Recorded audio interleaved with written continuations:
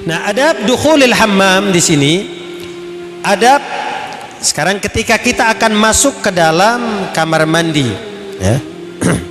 Yang pertama adalah satrul ra's. Hal pertama yang kita lakukan ketika kita akan masuk ke dalam kamar mandi, di mana kita disunnahkan untuk menutup daripada kepala kita. Satrul ra's. Jadi kalau masuk kamar mandi, kepalanya ditutup.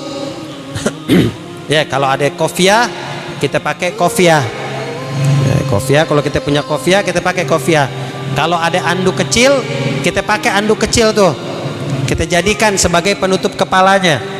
Kalau andai kata kofiah nggak ada, anduk kecil nggak ada, apapun tidak ada yang bisa kita jadikan sebagai penutup kepala kita ketika kita masuk ke dalam kamar mandi, kata Nabi Sallallahu Alaihi Wasallam, paling tidak pergunakanlah tangan kalian untuk menutup daripada kepala kalian. Jadi Nabi sangat menganjurkan sampai seperti itu. Tutupin kepalanya kalau masuk ke dalam kamar mandi. Jadi masuk ke dalam kamar mandi jangan dengan kepala terbuka, laki-laki ataupun perempuan sama, kepalanya harus tertutup. Nah, ini seperti apa yang dicontohkan oleh Sayyidina Abu Bakar As-Siddiq ketika beliau menutup kepalanya semata-mata beliau menjaga rasa malunya kepada Allah Subhanahu wa taala. Nah, jadi karena saking memiliki rasa malu yang begitu besar dari seorang sahabat Sayyidina Abu Bakar As-Siddiq, sampai-sampai ketika dia masuk ke dalam kamar mandi itu kepalanya ditutup. Saking karena malunya kepada Allah. Ya. Ini istilahnya perkara-perkara yang sunnah aja mereka seperti itu. Apalagi perkara yang wajib. Itu yang memang harus ditutup kepalanya. Perkara yang sunnah aja mereka bersusah payah, bersungguh-sungguh untuk melakukannya. Karena apa? Karena malu kepada Allah.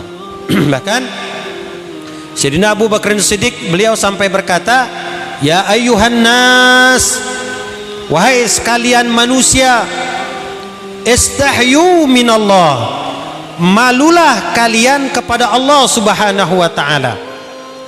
Fa inni la adullu idza ataitul khala ughatti ra'si istihya'an min rabbi."